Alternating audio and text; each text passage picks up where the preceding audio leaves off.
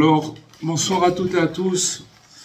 Avec l'aide de Dieu et votre permission, on va étudier ce soir quelque chose qui est vraiment dans le... Parce qu'en fait, aujourd'hui, c'est le 14 Iyar. Aujourd'hui, c'était le 14 Iyar, puisqu'on est rentré dans la nuit. Maintenant, on a passé ce jour, mais toute la journée, c'était le 14 Iyar. Et en fait, ce jour-là, dans le calendrier juif, il porte un nom un peu particulier.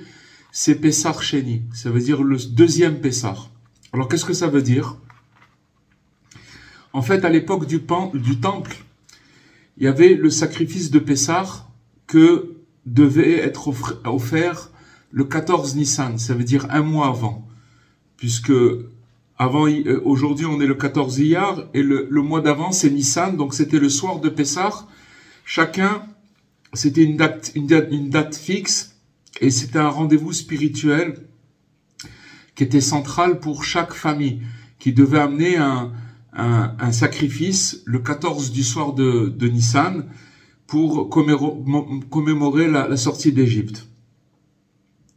Mais il y avait certaines personnes qui n'étaient pas en état de le faire, parce qu'elles étaient devenues impures, et où elles étaient trop éloignées. Elles n'étaient pas à côté de l'endroit où ils pouvaient faire ce sacrifice, elles étaient loin de Jérusalem. Ou alors tout simplement parce qu'ils étaient impurs. Maintenant, au lieu d'accepter la situation et de passer à autre chose, c'est-à-dire, puisque si une personne elle est impure, elle peut pas amener ce sacrifice, alors bon, elle a raté le coche. Mais ces personnes-là, elles sont venues voir Moshe Rabbeinu, et ils ont posé une question qui est très très simple, mais qui est très bouleversante. Pourquoi serions-nous exclus? On n'a pas pu amener ce sacrifice il y a un mois. Et donc maintenant, pourquoi on peut pas le faire? Pourquoi on est exclu de pouvoir amener ce sacrifice au temple? Et c'est à partir de cette question qu'il est né une nouveauté dans la Torah. Puisque, c'est quoi cette nouveauté? C'est une deuxième chance. Un mois plus tard, donc après le 14 Nissan, puisque ceux qui étaient impurs, ils n'ont pas pu amener ce sacrifice. Donc un mois plus tard, le 14 Iyar, ceux qui n'avaient pas pu participer la première fois, ils pouvaient eux aussi offrir leur sacrifice. C'est quelque chose d'inédit dans la Torah, qu'un commandement, il naisse d'une demande humaine, puisqu'ils sont venus voir Moshe, ils ont dit, mais nous, on n'a pas pu amener ce sacrifice. C'était donc une demande humaine à Moshe, et pourtant, c'est bien ce qui s'est passé. C'est-à-dire que de cette demande humaine, Moshe, il a demandé à Dieu, et Dieu, il a donné une deuxième chance que ceux qui étaient impurs, au moment où ils étaient impurs et qui ne pouvaient pas amener ce sacrifice, ils puissent le faire à ce moment-là. Alors ce soir, à l'occasion de ce jour, qui est Pessah Sheni, on va entrer dans une étude qui va nous permettre de toucher un peu plus profondément la signification de ce moment. Et donc c'est une étude qui est tirée du Likutei Halachot de Rabbi Nathan et qui nous ouvre vraiment une lecture inattendue et qui est très forte sur ce qu'il y a derrière ce Pessah Sheni. Qu'est-ce que ça veut dire pour nous? Qu'est-ce que ça veut dire? C'est quelque chose de très très très fort. Et on va y aller pas à pas. Donc, maintenant les paroles de Rabbi Nathan, il nous dit que voici le principe. Lorsqu'un homme, il tombe, à Dieu ne plaise, là où il tombe, même s'il chute dans des choses très basses, qui sont comparables à des lieux qui sont souillés. C'est-à-dire qu'il a été, voilà, il est tombé là où il est tombé. Et même s'il tombe dans le doute et dans des pensées confuses, au point de remettre en question Dieu lui-même. Malheureusement, ce qui se passe, c'est que quand une personne, elle trébuche et qu'elle se trouve dans des états un petit peu déplorables, alors automatiquement, il y a des doutes qui rentrent dans son esprit et il commence à avoir des pensées qui sont très confuses et il commence à remettre en cause la présence, c'est-à-dire la question, il remet en question Dieu lui-même. Pourquoi? Parce que malheureusement, quand il est tombé, inconsciemment, il en veut un peu, il pose des questions, il se pose des questions sur Dieu. Donc il remet en cause Dieu. Alors il nous dit, Rabbi Nathan, malgré tout cela, le désespoir n'existe vraiment pas. Même si cela lui semble que dans cet endroit où il se trouve, alors on a déjà expliqué que c'est un endroit, ça peut être un endroit géographique, où cet endroit-là, il est pas bon, il est éloigné de Dieu. Ça peut être aussi un endroit dans son esprit, dans sa tête, où il est complètement décalé, où il a des pensées confuses. Ça s'appelle aussi un endroit qui est éloigné de Dieu. Même s'il lui semble que dans cet endroit où il se trouve, il lui semble que la présence de Dieu n'existe absolument pas. À Dieu ne plaise. Pourquoi? Parce qu'il est tombé dans ces endroits souillés. Il nous dit, Rabbi Nathan, malgré tout cela, il doit se renforcer. Il doit s'efforcer, se renforcer, et aussi il doit se dépasser. Qu'est-ce que ça veut dire? En fait, ce qu'il doit faire dans ces endroits-là, c'est qu'il doit chercher, il doit s'interroger, et il doit poursuivre la recherche de l'honneur de Dieu. C'est-à-dire que maintenant, puisqu'il est tombé dans des endroits indésirables, alors en fait, dans cet endroit-là, automatiquement, il a créé un écran qui l'empêche de recevoir la lumière de Dieu. Et donc, si vous voulez, sa réparation, c'est de chercher malgré tout et de s'interroger sur l'honneur de Dieu, puisque là où il se trouve, l'honneur de Dieu, il a été bafoué. Donc, Rabbi Nathan, il nous dévoile un secret qui est tiré d'un enseignement de Rabbi Nachman, que quand il va commencer à chercher, il va commencer à s'interroger où c'est qu'il est Dieu ici, là où je suis, où c'est qu'il se trouve. Parce qu'il souffre de cette situation, il aspire à se rapprocher, il crie vers Dieu, et en fait, il brûle de désir de revenir à lui. Ça, c'est toute personne. Il faut savoir que quand une personne, elle a eu une inspiration, et qu'après, elle est descendue de cette inspiration, et qu'elle sait qu'elle est descendue, automatiquement, il brûle d'un désir de revenir, mais il ne sait pas comment, parce que lui, ce qu'il pense, c'est qu'au l'endroit où il se trouve maintenant, Dieu, il est plus là, puisqu'il a fait quelque chose qui l'a coupé de la présence. Donc lui, il pense qu'il est plus là. Et même si il ne sait ni le chemin, ni la route, ni le conseil, ni la moindre ruse qui pourrait lui permettre de remonter et de revenir de tels lieux, dans les lieux où il s'est retrouvé, qui sont si éloignés de Dieu, malgré tout cela, par le simple fait qu'il cherche et qu'il demande, qu'est-ce qu'il doit demander? Aye mekom kevodo, c'est-à-dire où donc est la place de sa gloire? Où c'est qu'il se trouve? Puisque par ce mouvement même qui demande, il nous dit Rabbi Nathan, c'est Rabbi Nachman qui le dit, mais il nous le ramène, Rabbi Nathan, il s'élève et il atteint la plus haute des élévations. C'est-à-dire que ça veut dire que maintenant il se trouve dans un endroit très très très bas, par le simple fait qu'il demande, qu'il s'interroge, qu'il aspire à chercher la présence de Dieu dans l'endroit où il se trouve, il y a une culbute qui se fait et il se retrouve élevé dans les plus hautes des élévations. Parce que parfois, la chute elle-même, elle devient le point de départ de l'élévation suprême. C'est-à-dire qu'une personne, elle va se retrouver dans les endroits les plus bas, et justement c'est ça, c'est un tremplin qui va l'élever dans les endroits les plus élevés. Pourquoi? Parce qu'il existe une dimension qui s'appelle Ma'amar Satum, ça veut dire la parole cachée. Il y a une parole qui est cachée, et cette parole-là, elle est la source de toutes les paroles divines par lesquelles le monde il a été créé. Dieu, il a créé le monde par 10 paroles. D'accord? Il a dit que la lumière soit, la lumière fut, que les astres soient, etc. 10 paroles qui ont fait que par sa parole, alors il a créé toute sa création. Donc ça veut dire que maintenant, dans ces 10 paroles-là, il y en a une qui s'appelle Ma'amar Satum, ça veut dire la parole cachée, et qui est la source de toutes les paroles divines par lesquelles le monde il a été créé. C'est-à-dire que toutes les paroles que Dieu il a dit après, c'est la source, c'est cette parole cachée. De cette parole cachée découle en fait toute la création du monde et que Dieu, il a, par sa parole, créé le monde entier. Et c'est en fait la dimension de Bereshit. Le premier mot de la Torah, il s'appelle Bereshit au commencement. Ce mot-là, à l'intérieur de ce mot-là, il y a une parole, et cette parole-là, elle est cachée. Le mot Bereshit au commencement, il est complètement caché. Et c'est de cette parole-là que tout découle, que toute la création de Dieu, elle a été découlée. Et donc, c'est là où réside cette parole originelle qui est fermée, qui est voilée, et qui s'appelle Ma'amar Satum, ça veut dire la parole cachée.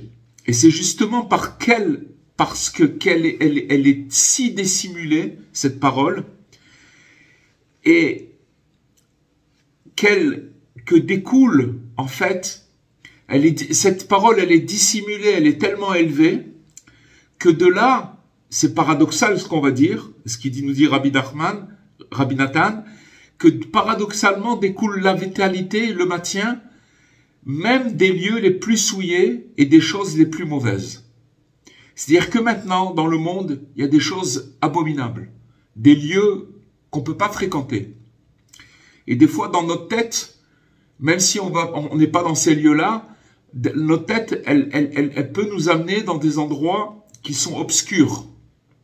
Il nous dit maintenant, Rabbi Nathan, qu'il y a une parole, que cette parole, elle est voilée, elle est fermée, elle est cachée, et que de cette parole-là, c'est toute la création, elle reçoit sa vitalité, même dans les endroits les plus obscurs, que cette parole, elle alimente ces endroits qui sont souillés et les choses les plus mauvaises.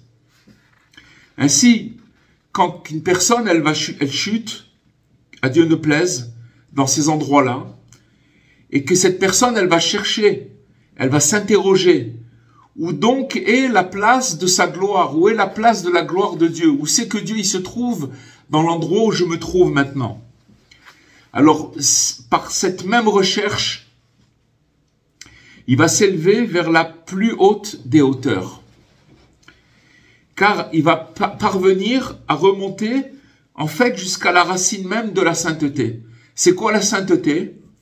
Maintenant, là où il se trouve à l'extrême, de l'autre côté de la sainteté. Ça veut dire dans un endroit qui apparemment, et qui est vraiment, qui est impur.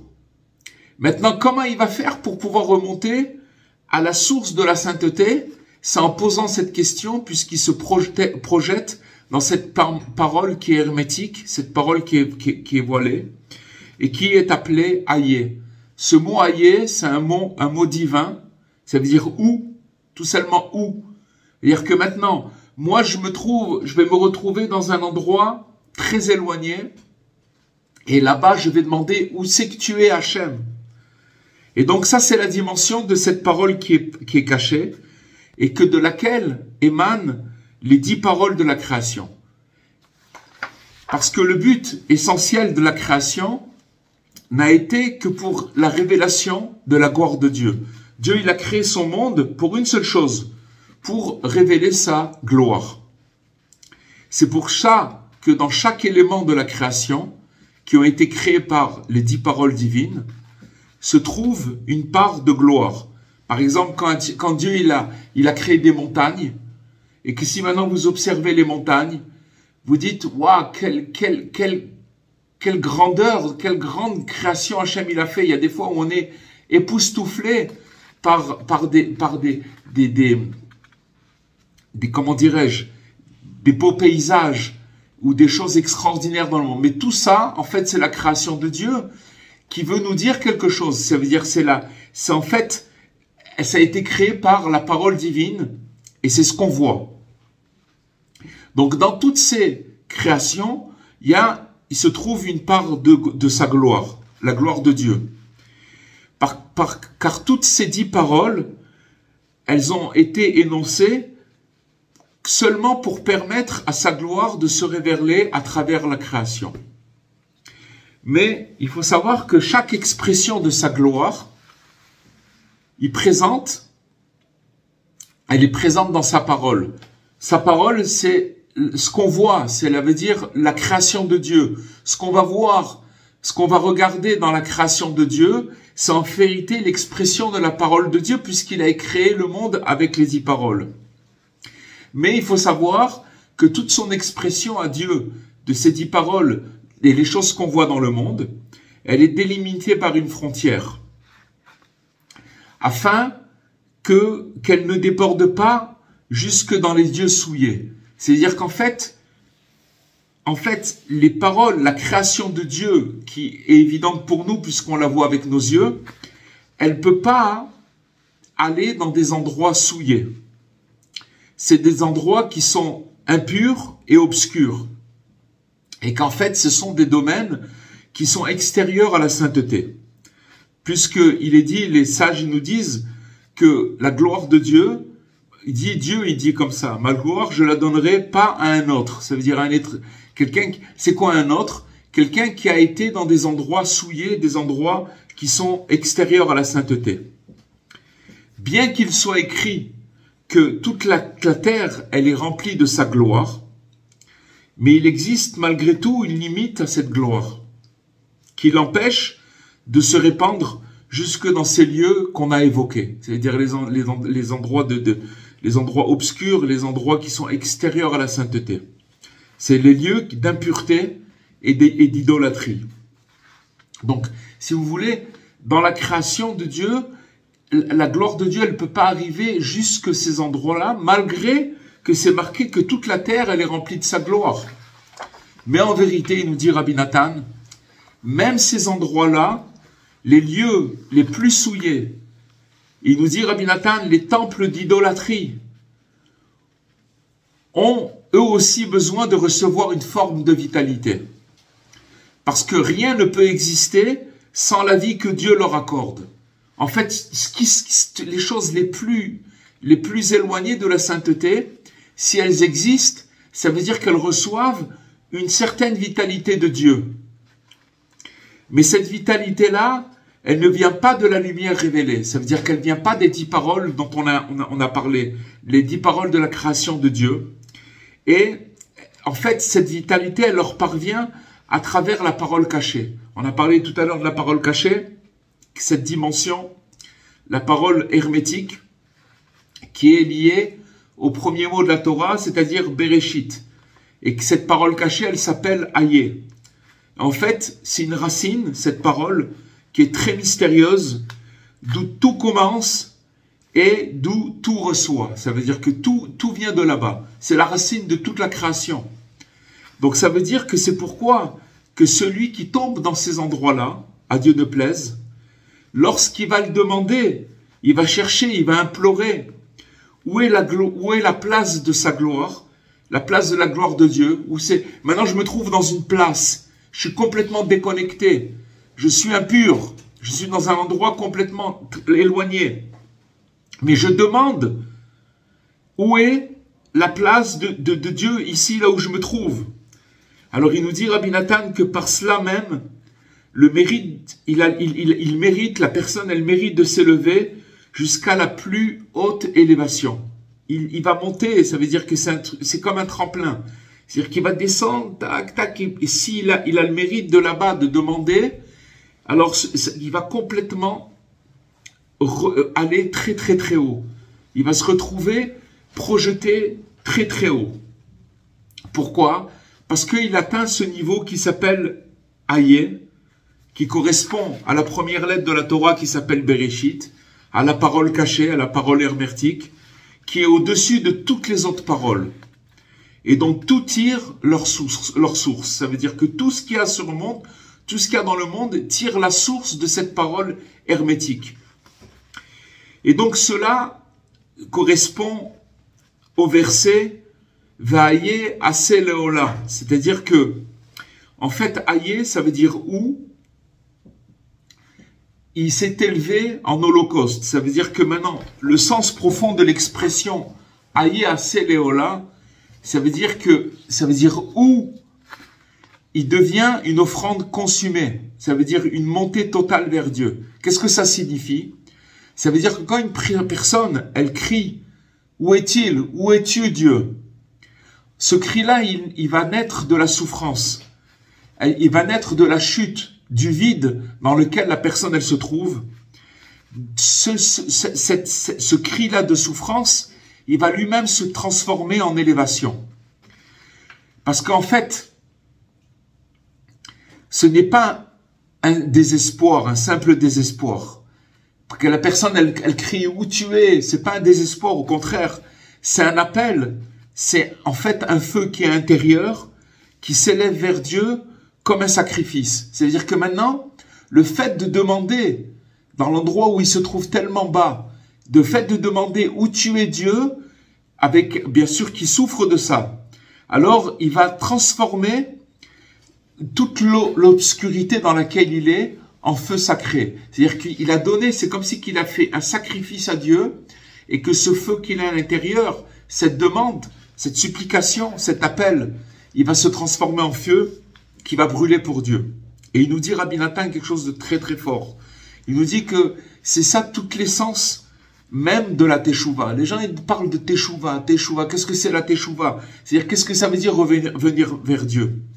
Parce que le véritable repentir de revenir vers Dieu, c'est lorsque l'homme, il cherche et il poursuit la gloire de Dieu. C'est-à-dire que peu importe là où il se trouve, il demande où tu es Dieu. Même s'il est dans les bas-fonds, le plus bas. Vous savez une chose, c'est que quand une personne, même si elle se trouve dans des endroits très très très éloignés, le fait de demander cette question où tu es Dieu, il va en fait, pourquoi il remonte comme un tremplin? Parce qu'il va amener la divinité, le fait qu'il a posé cette question, la gloire de Dieu, elle va arriver jusqu'à lui, jusqu'à ces endroits qui sont très éloignés. Pourquoi? Pourquoi il cherche et il poursuit la gloire de Dieu là-bas? Parce qu'il constate à quel point il est éloigné. Il ressent un désir profond. Il s'interroge. Il souffre de cette distance et il demande où est la place de sa gloire, la place de la gloire de Dieu. Et cette recherche même, il nous dit Rabbi Nathan, c'est quelque chose de très très fort. Cette recherche qu'il a, c'est ça la teshuva, c'est ça son retour, et c'est ça toute sa réparation. Les gens, ils cherchent à réparer, voilà Rabbi Nathan, il nous donne la clé de la réparation, c'est cette question. Et ce sujet, il contient encore bien plus de profondeur, parce que chaque fois que l'homme, il avance sur un chemin spirituel, avant chaque enseignement qu'il va découvrir, avant chaque dévoilement, il va être confronté à des doutes. C'est comme ça que Dieu il a fait. Et c'est ça en fait le sens du verset. La Gemara elle dit, si quelqu'un il te demande où il est ton Dieu, t'as qu'à lui répondre dans la grande ville de Rome. La grande ville de Rome, c'est là où il y a l'idolâtrie. Et en vérité, tout ça, c'est l'explication en détail. Parce que lorsqu'un homme se trouve loin de la sainteté de Dieu, qu'il est errant, il est ballotté, il est repoussé et encore et encore, il est jeté de détresse en détresse, il ne sait plus où il en est, malgré tout, s'il garde la force et le courage de chercher et de demander et de poursuivre, en vérité, toute la force et le courage, c'est en fait dans cet endroit où il se trouve, de continuer à chercher, de demander, de poursuivre. De continuer à frapper à la porte à chaque instant et de désirer, de soupirer et de chercher celui que son âme aime. L'âme de chacun, elle cherche Dieu, qu'on le veuille ou qu'on le veuille pas. C'est tout ce qu'on cherche, on cherche que Dieu. Seulement, il y a Dieu, il y a notre âme, et entre ça, il y a notre imaginaire qui nous fait croire des choses. Alors il nous dit, Rabbi Nathan, s'il continue à chercher, à demander, à frapper à la porte, même si les jours et les années passent, et qu'il ne mérite pas encore de trouver Dieu, ni de se rapprocher de lui, il doit savoir et il doit croire avec certitude que chaque demande, chaque recherche, chaque prière par laquelle il tente de trouver la gloire de Dieu, chaque regard, regardez ce qu'il nous dit Rabbi Nathan, un regard, un soupir, chaque fois qu'il lève les yeux vers le ciel en quête de miséricorde, et chaque mouvement, aussi petit soit-il, par lequel il se tourne vers la sainteté, il nous dit Rabbi Nathan que tout cela, ça brise à chaque fois des murailles de fer et des portes de bronze. On ne se rend pas compte, quand une personne, elle se trouve dans la détresse et qu'elle lève les yeux vers le ciel, juste elle lève les yeux, elle dit rien d'autre que lever les yeux. Il nous dit Rabbi Nathan que ça brise des murailles de fer et des portes de bronze. Même si ensuite, les forces du mal, elles reviennent et se renforcent contre lui, à Dieu ne plaise. Malgré tout, aucune de ces démarches qu'il a eues, elle n'est vaine, elle est perdue. Et aucun mouvement vers la sainteté ne se perd, à Dieu ne plaise. S'il reste fort et courageux, et qu'il continue à chercher encore et encore, quoi qu'il traverse, alors il nous dit, oui, c'est certain qu'au bout du compte, il méritera de trouver Dieu, ça c'est sûr. Et cette chose-là, il nous dit Rabbi Nathan, que c'est impossible à la bouche d'en parler. C'est-à-dire c'est quelque chose de caché. Là, ce qu'il nous dit Rabbi Nathan, c'est qu'il nous mâche, mais il nous dit qu'à la fin du compte, on peut pas, la bouche, elle peut pas en parler. C'est difficile de l'exprimer, de le raconter et de le transmettre même à un ami. Combien un homme, il doit se renforcer? Combien il doit se renforcer? C'est dur de le dire parce que c'est un homme, il passe par ce qu'il doit passer, il passe ce qu'il passe et combien il faut se renforcer. Et il nous dit Rabbi Nathan que notre maître, Rabbeinu, Rabbi Nachman, que sa mémoire soit bénie, il a déjà révélé de nombreuses paroles qui sont sublimes et redoutables à ce sujet. De nombreux enseignements profonds. Combien on en a parlé, combien Rabbeinu, combien Rabbi Nachman, il a révélé des renseignements profonds à travers lesquels l'homme qui a avisé, il peut entrevoir comment toujours se renforcer. Malgré là où il va passer, malgré qu'il va avoir des preuves, soi-disant qu'il est nul, mais dans les enseignements de Rabbeinu, il a révélé des enseignements que celui qui vous regarde et qui cherche, il va toujours trouver comment se renforcer. Et ne jamais abandonner le peu de bien qu'il peut encore accomplir. Vous voyez, c'est à l'envers. Le peu de bien qu'il peut encore accomplir, les gens, comme ils sentent qu'ils ont chuté, alors le peu de bien qu'ils pourraient faire, même ça, ils le font pas. Qu'est-ce que vous voulez? C'est le mauvais penchant qui rentre dans l'imaginaire et qui fait croire, alors qu'il y a beaucoup à faire. Il y a beaucoup, le peu de bien qu'on peut faire, on peut encore le faire. Même s'il est tombé jusqu'à dans les abîmes les plus profonds, à Dieu ne plaise. Et même si nous en avons beaucoup parlé, toute cette parole-là, on en a beaucoup parlé dans les enseignements de Rabbi Nachman. Malgré tout cela, il faut et encore le répéter. Parce qu'il nous dit Rabbi Nathan que c'est impossible de tout dire. Et c'est impossible de tout expliquer. Pourquoi? Parce que chacun y pense que ces paroles ne le concernent pas. Qu'elles ne s'adressent pas à lui. Tout ce qu'on a dit maintenant, toutes ces paroles de renforcement, les gens, la personne va dire, ah non, d'accord, mais c'est pas pour moi. Ça ne me concerne pas tout ça. Car lui, cette personne, elle dit qu'elle a des empêchements si particuliers, elle est prise dans ses désirs, dans ses filets, à tel point qu'un homme comme lui ne peut plus vraiment revenir vers Dieu. Voilà, regardez jusqu'à où ça va. C'est-à-dire que la personne, elle va entendre ça, mais elle va se dire, ah, c'est bon pour d'autres personnes, mais pas pour moi. Parce que ça fait déjà tant de jours, tant d'années, qu'il est pris dans ce quoi il est pris, dans quoi il est pris. Il est pris dans les filets de la passion. Et il n'arrive plus à croire qu'il est possible de sortir de cette obscurité. chacun, il imagine de la sorte. Voilà. Quand Rabbi Nathan, il nous dit que chacun imagine de la sorte, ça veut dire que personne n'est exclu de ça. Chacun à son niveau, là où il est coincé dans une pensée où il dit oui, mais c'est pas pour moi. Et notre maître, Rabbi Nachman, il s'insurgeait fortement contre cette pensée. Il disait dans ces termes, qu'est-ce qu'il disait Rabbi Nachman? Gewalt. Gewalt, c'est en yiddish. Gewalt, ça veut dire un mot, c'est très difficile de le traduire, ce mot Gewalt. Ça veut dire dommage. Dommage, non, non, dommage. Ne vous laissez pas tomber dans le désespoir.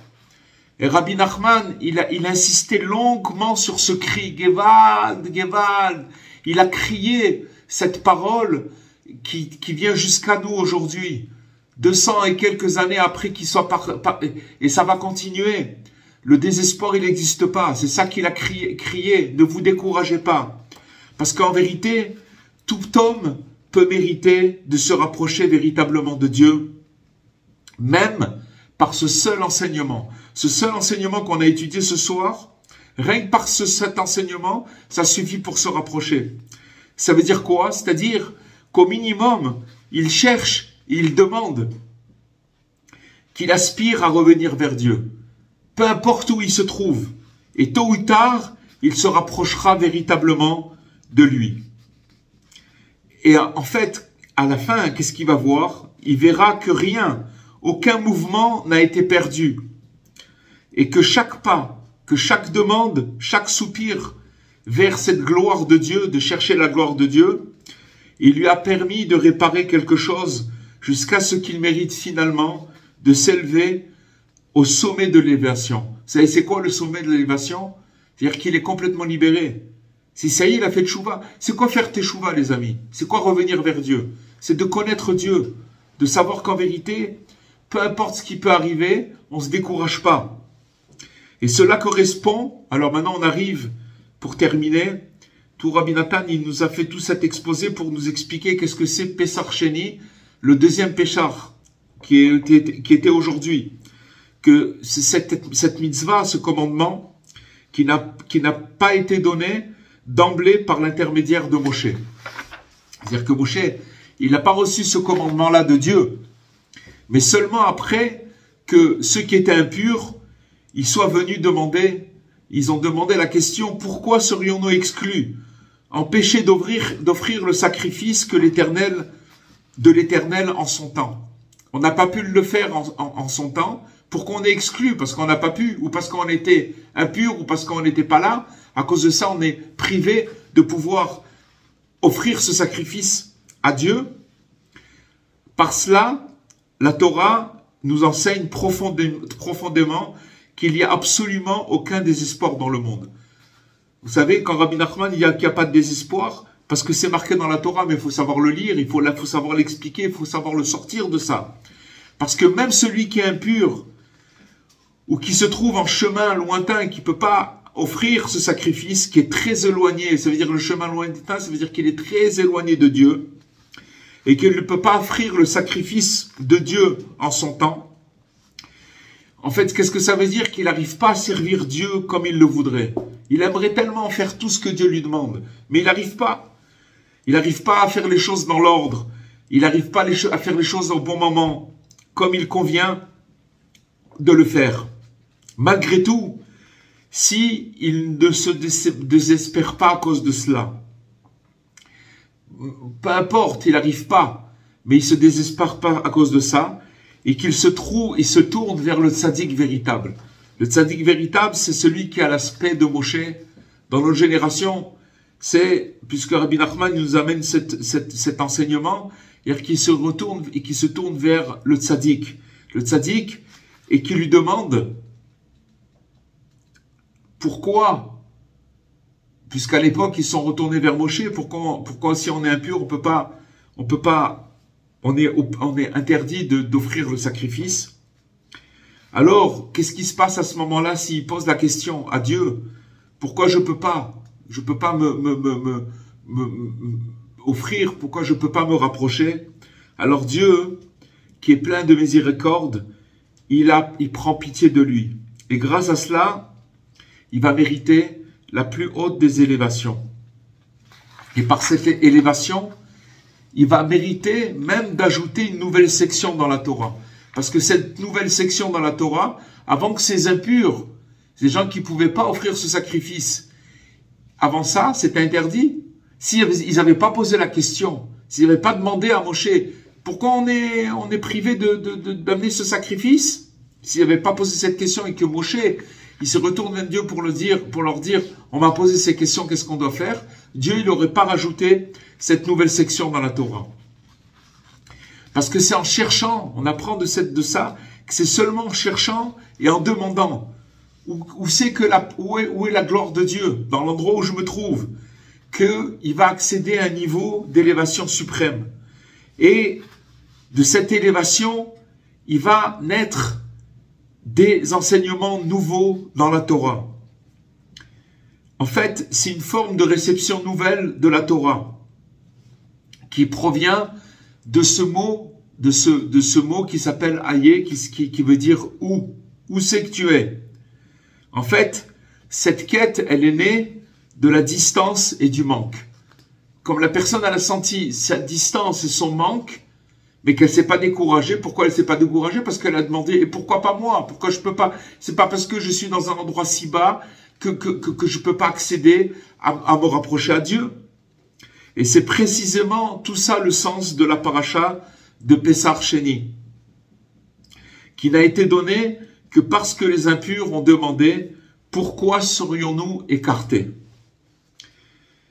Et donc, cette question, cette demande, qui est liée à ce mot Aïe, qu'on a dit que c'est la source de toute la sainteté, c'est la source de toute la création du monde, on peut trouver un conseil pour se reprocher de sa gloire, de la gloire de Dieu. Lui qui lui semblait être si loin, cette gloire, il lui semblait qu'il était tellement loin de la gloire de Dieu.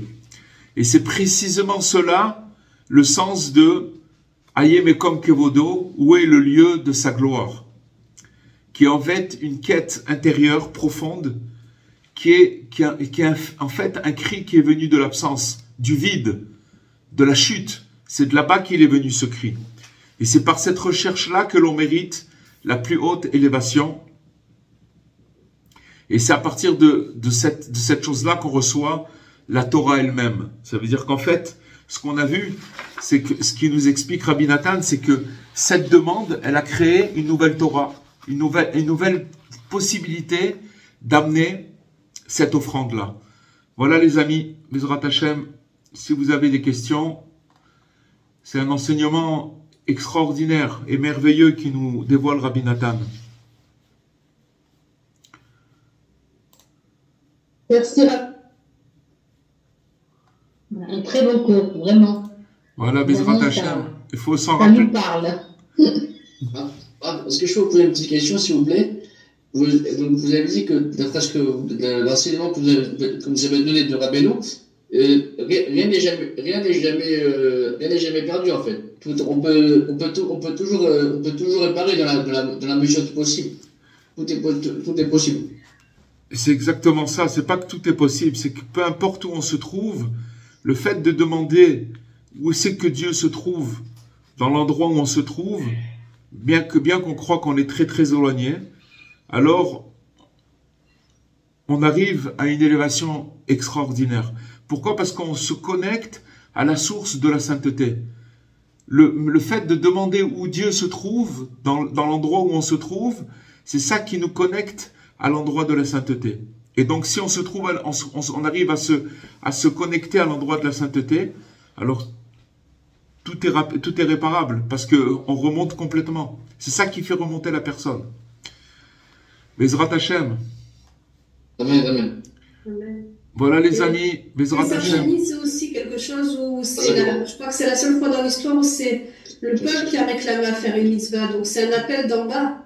Ben c'est ça, mais c'est pas le peuple, c'est des gens qui étaient impurs. Des gens qui étaient impurs. Qui pouvaient pas au moment au moment où il fallait amener ce sacrifice, ils pouvaient pas le faire parce qu'ils étaient impurs. Ils ont eu la présence d'esprit de dire mais pourquoi? il faut quand même être gonflé. Il faut avoir une grande dose d'audace, de sainteté, d'aller voir le tzaddik qui est Moshe et de dire on n'a pas pu. Pourquoi tu viens poser la question? Dieu il a dit que celui qui est impur il peut pas amener cette offrande. Tu viens poser la question. Ils sont venus poser la question à Moshe. Moshe il s'est retourné vers Hachem. Hachem il dit ils ont posé la question. C'est bon, je donne une deuxième chance. C'est incroyable. C'est la question. Cette question, c'était une question par amour pour Dieu. C'est ça qui a plu à Dieu. Ben oui, mais encore une fois, ils étaient très bas. Donc ça veut dire que ce qui nous apprend Rabbi Nathan, c'est que dans la Torah, c'est dans la Torah que c'est marqué qu'il n'y a pas de désespoir. Quelqu'un qui est tamé, quelqu'un qui est impur, il a même pas la présence d'esprit de demander. Il a raté le coche, c'est le petit truc, qu'est-ce que tu viens? Tu viens un mois après, c'est comme si que maintenant il y a Shabbat, t'as pas pu faire Shabbat, tu demandes de faire Shabbat le mercredi. Tu l'as pas, il a pas été fait, on peut pas. Donc on apprend une chose, c'est que la chute dans laquelle une personne elle se trouve dans des endroits bas, que là-bas quand elle va demander Dieu, de chercher Dieu dans ces endroits-là, c'est ça qui va lui permettre de remonter complètement. C'est ça. De l'événement qui s'est passé, c'est un concept. C'est carrément devenu un concept. Grâce à l'enseignement de Rabbi Nathan, de Rabbeinu, c'est qu'on comprend qu'en vérité, qu'est-ce que ça a à voir avec nous? On peut prendre cette histoire comme quelque chose d'historique. C'est très bien. Alors c'est un deuxième Pessah. On a mangé un peu de galette, un mois après Pessah. Et voilà, on commémore ce truc-là, mais Rabbi Nathan, ça concerne chacun de nous. C'est ça la Torah du tzaddik. La Torah du tzaddik, c'est qu'il arrive à prendre quelque chose de la Torah et de nous l'amener, de nous l'expliquer et de nous l'amener. Qu'est-ce que ça veut dire? Il faut avoir les yeux, il faut le dévoiler, cette chose-là. C'est magnifique d'arriver à nous mettre à ça à notre niveau, c'est magnifique. Ben voilà. Mais c'est quelque chose qui vit, parce que c'est chacun de nous. Chacun il se retrouve dans des doutes. Quand on se retrouve dans des doutes, ça veut dire qu'on est pris par le mauvais penchant. Et maintenant, quand on est là-bas, qu'est-ce qu'il faut? Il faut juste lever les yeux vers le ciel. C'est quoi les yeux vers le ciel? Je suis maintenant dans une situation critique. Je suis en détresse, mon Dieu. Et où c'est que tu es maintenant? Où c'est que tu es? Parce que j'arrive plus à me connecter à toi. Ce regard, ce soupir, il élève la personne. Rabbi Nathan, il explique, tac, il remonte complètement. Ça veut pas dire qu'après, il y aura pas mais il remonte. C'est sûr qu'après, ça continue. Mais ça casse des portes de fer et des murailles de bronze. C'est un secret très très profond. C'est un secret très profond. On se trouve propulsé à la source de la sainteté. C'est la source de la création des 10 paroles. Ça veut dire toute la création de Dieu, elle vient de cet endroit-là. C'est très très fort. Ça veut dire aussi que la délivrance, elle n'est pas dans la réponse, elle est dans la question. Exactement. Bidiouk. Voilà les amis. Et ce qui explique aussi un petit peu la démarche, enfin pas un petit peu, même beaucoup, la démarche d'aller chez le tzaddik. Complètement, puisqu'ils ont demandé à Moshe. Exactement. Exactement. De lui demander, parce que c'est sûr. Et c'est cette même sensation quand on va chez Rabbeinu, ou chez, moi particulièrement chez Rabbeinu, mais chez d'autres tzadikim, cette sensation d'aller appeler de l'aide à travers le tzaddik pour réparer oui, parce que le tzaddik il va se retrouver, il va se retourner vers Dieu et il va amener une solution à la personne, une solution du moment, pour lui, tout de suite, maintenant. Même si la personne est, bien sûr, c'est lié à tout ça, puisqu'on voit, de toute façon, dans la Torah, on voit qu'ils se sont tournés vers le tzaddik, vers Moshe. Oui, c'est pour ça. Voilà, les amis. Bezrat Hashem. Et là, on a un groupe de Rav Cohen. On part demain, si Dieu veut. On a un groupe de plus de 60 femmes. Shrechem, Bezrat Hashem. Du monde, Los Angeles, Toronto, Belgique, France, Paris, Marseille, Israël. Bon Hashem, que vous fassiez un bon voyage et que vous puissiez recevoir des nouveaux enseignements, des nouveaux des déblocages, Bezrat Hashem, par le tzaddik. Bezrat Hashem. Amen. Alors, Mais ce que je voulais vous dire, Rav Eli Cohen, c'est-à-dire que nous, des fois, on ne le cherche pas. C'est le tzaddik, c'est lui qui nous dit de venir. Moi, enfin, c'est pour moi, comme ça s'est passé. Ouais. Je me suis sentie obligée d'y aller, quoi. Bon, Hashem. Je n'avais pas. Bon, Hashem, ça c'est un cadeau. J'étais poussée par le tzaddik. Ça c'est un cadeau, ça c'est un cadeau. Il y a des cadeaux, grâce à Dieu. Bon, Hashem. Alors je vous souhaite Shavua Tov et Bezrat Hashem à la semaine prochaine, bonne santé.